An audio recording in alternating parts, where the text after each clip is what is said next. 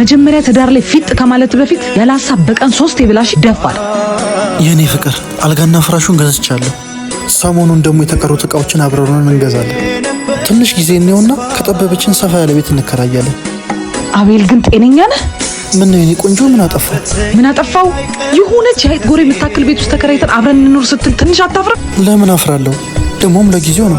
ነገራቶችን አስተካክዬ ሰፋ ያለ 2 ክፍል ቤት እንከራያለን። ለዚህ እኮ ነው ጤነኛ አይደለህም እምልህ። አላማ ምንድነው? አከል ተሰክከኝ ነው እንዴ? ታፈቅሪኛለሽ? አፈቅርሻለሁ። ሌላው ደግሞ ቀስ ብሎ ይመጣል። የኔ ጌታ እሱ ድንጋይ ዳቦ በነበረበት ዘመን ነው እሺ የሚሰራው። መጀመሪያ ትዳር ላይ ፊት ከማለት በፊት ያላሳብ በቀን 3 የብላሽ ደፋር። በቃ ይሆነው። አንድ ነገር ልጨምርልህ። እኔ ኮኪ በድህነት ውስጥ አንድ ቀን እንኳን ከማድር ብሞት እመርጣለሁ። እዛ የክብሪት ቤት ውስጥ ነበር ማቃጠል። ደፋር አታውራተው ስለኛ